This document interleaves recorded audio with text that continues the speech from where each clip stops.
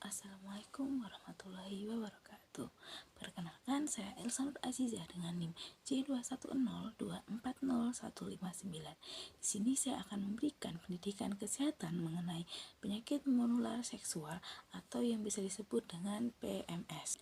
Tahukah kalian kalau penyakit menular seksual ini atau PMS dapat menyerang siapa saja, terutama pada remaja dan orang dewasa yang kurang memahami bagaimana cara menjaga kesehatan sistem reproduksi. Tapi tenang saja, dengan pengetahuan yang tepat, maka PMS dapat dicegah dan ditangani sejak dini.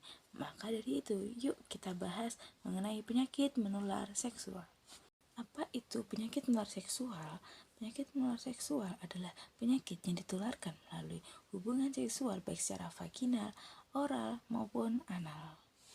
PMS juga bisa menular melalui darah yang terinfeksi, jarum suntik yang digunakan secara bersamaan, dan juga dari ibu ke bayi pada masa proses persalinan atau kehamilan.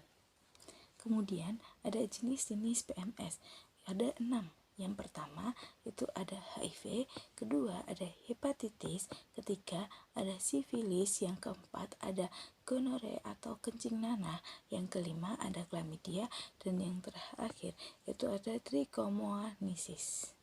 Cara penularan PMS.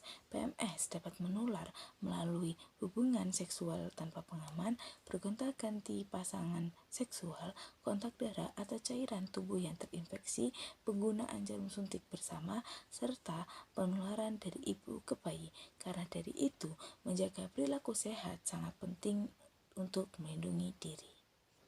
Tanda dan gejala PMS. Gejala PMS itu bisa berbeda-beda pada setiap orangnya. Namun, ada beberapa tanda yang sering muncul pada PMS.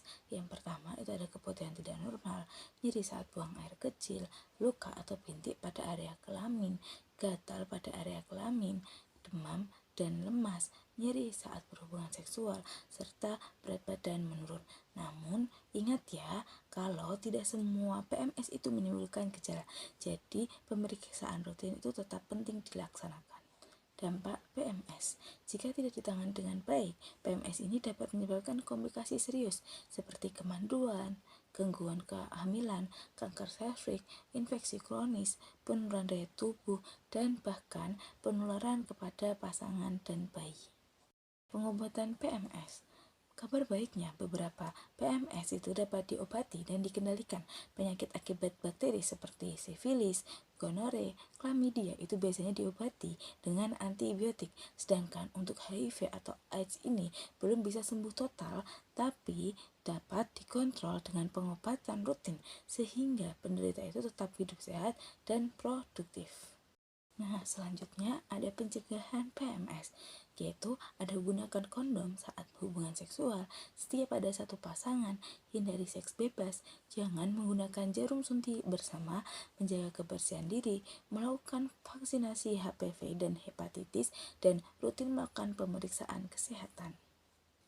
Maka dari itu, jangan malu untuk periksa kesehatan ya teman-teman. Semakin cepat PMS diketahui, maka pengobatan akan lebih mudah sehingga risiko komplikasi dapat dicegah. Ingat, menjaga kesehatan reproduksi adalah bentuk sayang terhadap diri sendiri dan masa depan kita. Terima kasih. Wassalamualaikum warahmatullahi wabarakatuh.